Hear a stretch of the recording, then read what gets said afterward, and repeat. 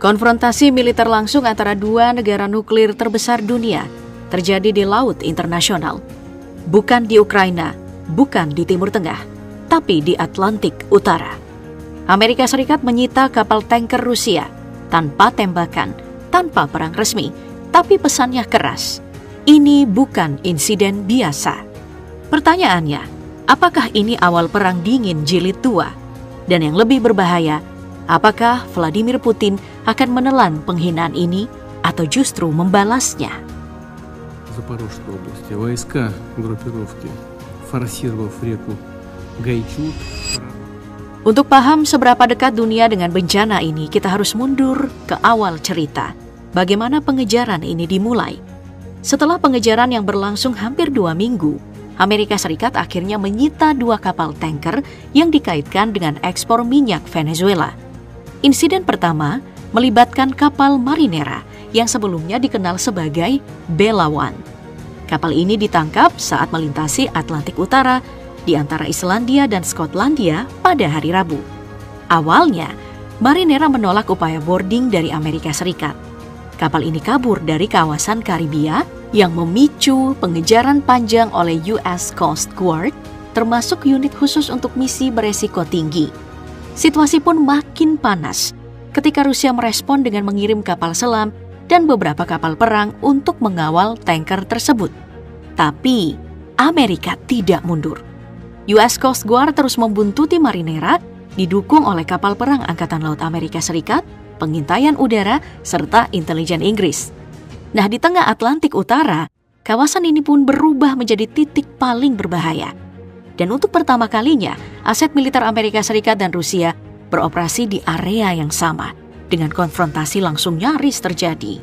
Kapal kedua, MT Sofia, disita di perairan internasional dekat Karibia.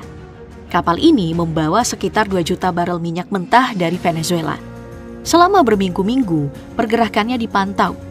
Saat berada di Laut Lepas, US Coast Guard dengan dukungan Angkatan Laut Amerika Serikat melakukan intersepsi. Berbeda dengan Belawan, tidak ada pengawalan Rusia. Tim Amerika berhasil naik dan mengambil alih kendali Sofia tanpa perlawanan. Dan di titik inilah, cerita berubah dari operasi hukum menjadi krisis geopolitik.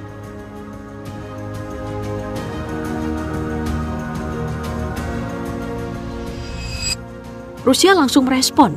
Kementerian Luar Negeri Rusia menyebut penyitaan kapal tanker ini sebagai tindakan militer ilegal, pelanggaran serius terhadap prinsip dan norma dasar hukum maritim internasional. Moskow menegaskan, Marinera beroperasi sah di Laut Lepas, di bawah bendera Rusia dan tidak ada atau tidak berada di wilayah kedaulatan Amerika Serikat. Tapi, ketegangan tidak berhenti di pernyataan resmi.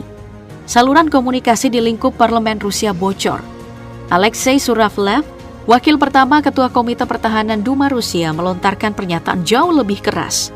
Rusia, kata dia, perlu merespon secara militer termasuk opsi menyerang dengan torpedo dan menenggelamkan kapal US Coast Guard yang terlibat dalam operasi penyitaan. Nah, di sisi lain Washington berdalih tenang. Ini kata mereka, bukan perang dan bukan agresi. Ini penegakan hukum. Marinera diklaim sebagai kapal sanksi terlibat dalam pelanggaran rezim embargo minyak Venezuela. Status berbendera Rusia menurut Amerika Serikat tidak menghapus pelanggaran, apalagi operasi dilakukan di perairan internasional. Inggris pun disebut memberi dukungan operasional lewat pengawasan udara. Dan sementara itu Cina mengecam keras. Juru bicara Kementerian Luar Negeri Cina, Mao Ning, menyatakan penyitaan kapal tanker berbendera Rusia oleh Amerika Serikat melanggar hukum internasional, dan Beijing menentang setiap tindakan yang merusak kedaulatan dan keamanan negara lain. Di titik ini dunia pun terbelah. Penegakan hukum versi Barat atau pelanggaran kedaulatan versi Rusia dan Cina. Dan ketika hukum dan kedaulatan saling bertabrakan, satu hal jadi jelas. Ini bukan lagi soal kapal, ini soal peta kekuasaan global.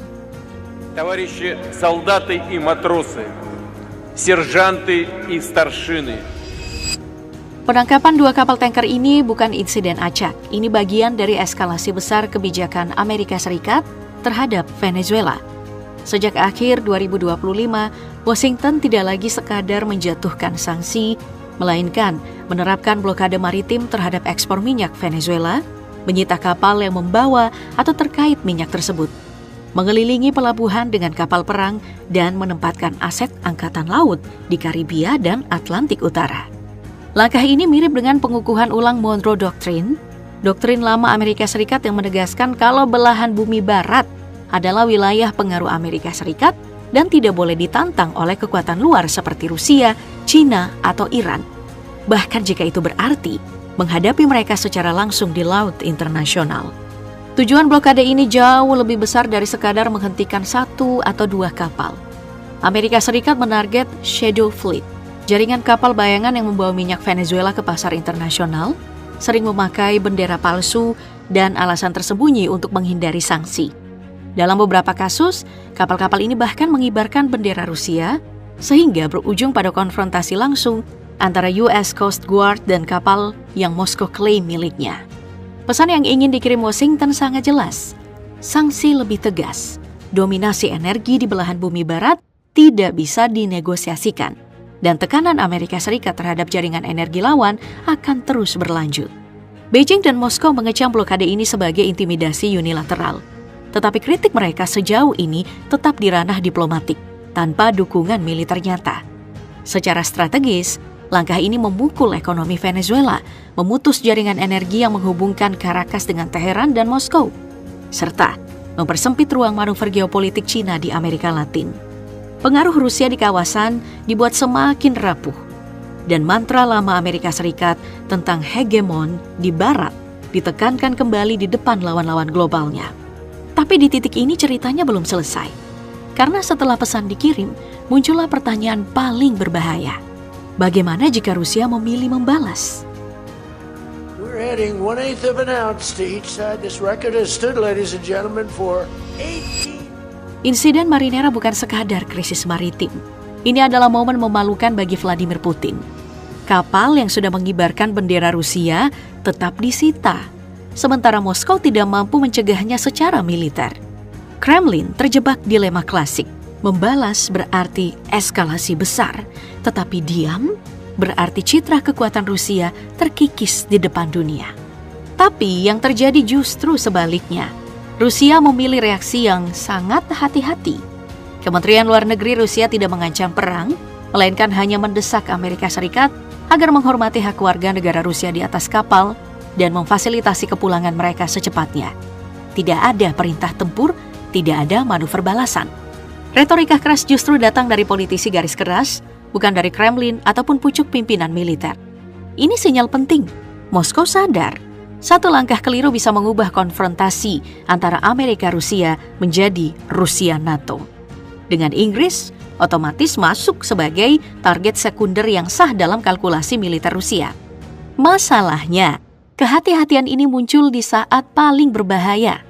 Perjanjian New START, kesepakatan pengendalian nuklir terakhir antara Amerika Serikat dan Rusia, berada di ujung tanduk dan akan berakhir pada awal Februari tanpa kepastian perpanjangan. Artinya, doktrin nuklir Rusia kini lebih longgar. Dalam kondisi seperti ini, eskalasi konvensional kecil bahkan di laut bisa memicu respon strategis. Dan disinilah resikonya. Krisis kecil, bahaya besar. За единство российского народа! Ура! Perang dingin jilid 2 bukan lagi wacana. Ia sudah mulai, dan titik nyalanya muncul di Atlantik Utara. Untuk pertama kalinya sejak krisis rudal Kuba tahun 1962, Amerika Serikat dan Rusia berhadapan secara terbuka di laut, bukan lewat proksi, bukan lewat perang perwakilan, tapi dengan aset negara masing-masing di satu ruang operasi yang sama. Tidak ada misil yang diluncurkan, tidak ada ledakan, namun pesan strategisnya jauh lebih keras. Penyitaan Marinera ini menandai perubahan fase dari perang sanksi menjadi konfrontasi langsung, dari tekanan ekonomi menjadi uji keberanian geopolitik. Dan bagi Kremlin, ini bukan sekadar soal kapal tanker atau minyak Venezuela. Ini soal harga diri, kredibilitas, dan citra Rusia sebagai kekuatan besar. Putin kini berada di persimpangan berbahaya. Menelan penghinaan berarti menerima preseden bahwa kapal berbendera Rusia bisa dihentikan dan disita di laut lepas. Tapi membalas, baik itu secara militer, ekonomi maupun asimetris, beresiko membuka front baru dengan Amerika dan NATO di saat Rusia sudah terkunci dalam konflik panjang di Ukraina. Satu hal yang pasti, ketenangan ini semu. Respon Rusia mungkin belum datang hari ini atau besok, tapi dalam geopolitik, diam bukan berarti lupa. Atlantik Utara sudah berubah menjadi zona uji nyali.